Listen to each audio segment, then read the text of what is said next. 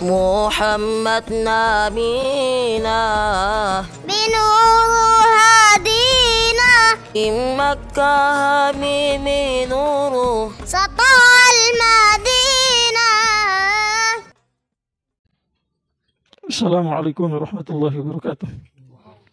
ربي زدني علما وارزقني فهما. أما بعد.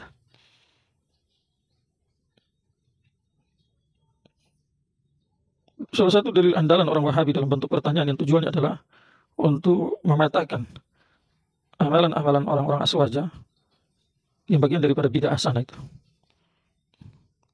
Pertanyaannya adalah hal alimaha Rasulullah sallallahu alaihi wasallam wa Abu Bakar wa Umar wa Utsman wa Ali radhiyallahu anhum am lam ya'lamuha. Bid'ah yang kamu buat, yang kamu klaim, hei orang aswaja, adalah bagian dari bid'ah hasanah. Apakah ditahu sama Rasulullah, Abu Bakar, Utsman, Ali radhiyallahu anhum atau tidak? Jadi khulasa dari pertanyaan ini adalah tujuannya adalah untuk menjebak orang-orang aswaja. Tujuannya adalah untuk akhir-akhirnya itu adalah mengatakan amalan yang kamu buat itu adalah amalan jelek, bukan amalan bagus menurut pandangan agama. Kenapa? Karena kalau seandainya Rasulullah tidak tahu, kamu tahu.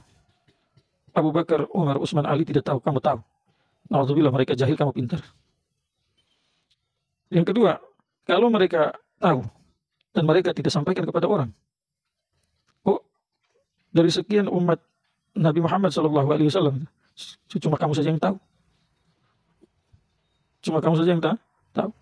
Berarti di situ terjadi keganjalan. Maka jawabannya sama pertanyaan ini adalah pertanyaan muncul dari orang bodoh.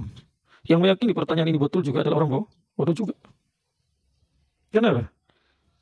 Amalan yang dibuat setelah Rasulullah SAW atau setelah Khalifah 4 tadi, berdasarkan ijtihad para ulama itu, kalau tidak ditahu sama Rasulullah dan 4 Khalifah tadi, itu adalah satu hal yang wajar, bukan merupakan aib bagi mereka.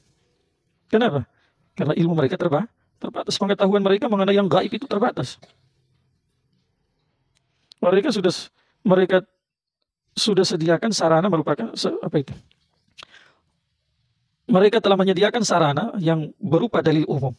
Yang lewat dalil umum itu para ulama yang punya kapasitas untuk berijtihad, mereka jadikan itu dalil untuk mengeluarkan hukum baru, masalah-masalah baru.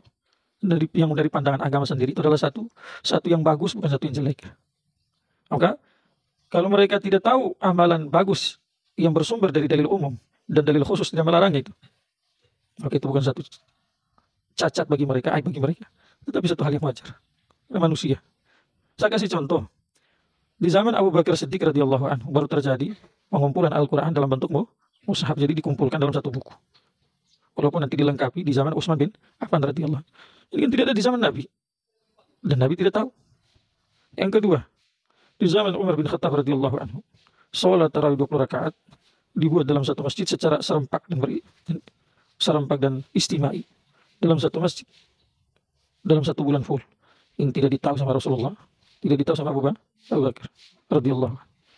Yang ketiga, contoh, di zaman Utsman bin Affan radhiyallahu anhu terjadi azan dua kali di dalam salat Jumat. Hal ini tidak ditahu sama Rasulullah, tidak ditahu sama Abu Bakar, Umar radhiyallahu anhu. Tidak tahunya mereka, apakah itu merupakan aib bagi mereka? Hanya orang bodoh saya yang bilang merupakan aib.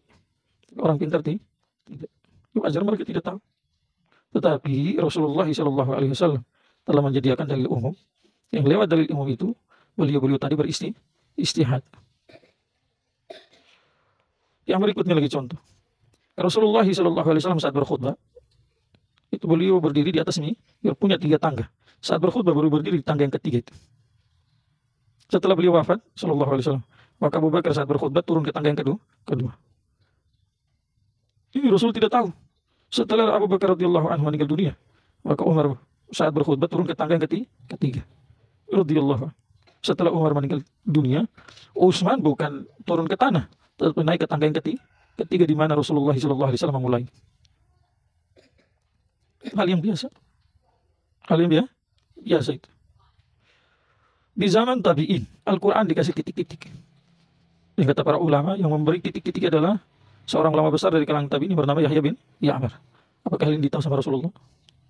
Ditahu sama Abu Bakar, Umar, Utsman, Ali radhiyallahu anhum? Tidak ada yang tahu. Dengan tidak tahunya mereka mengenai perkara ini, kita mau bilang naudzubillah mereka jahil, bodoh? Tidak. Ya, itu satu hal yang wajar.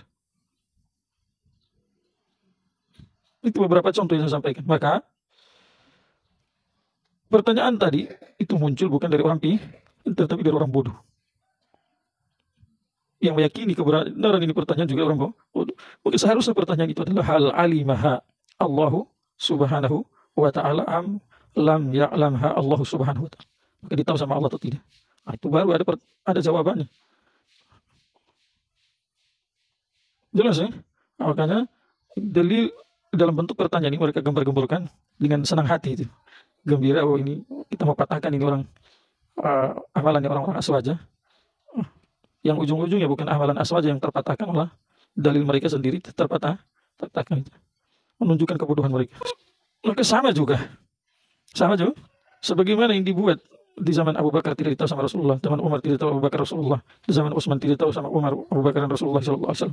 Maka sama juga amalan yang dibuat oleh ulama setelahnya itu, yang bagian daripada bid'ah hasanah, kalau tidak ditahu sama Rasulullah, tidak ditahu sama Abu Bakar, Umar, Utsman, Ali radhiyallahu anhum, bukan satu cacat bagi mereka. Tetapi ini adalah salah satu sifat manusia yang wajar. Justru kalau kita bilang mereka tahu, itu tidak wajar. Tidak wajar. Paham ya? Semoga bermanfaat. Subhanallah.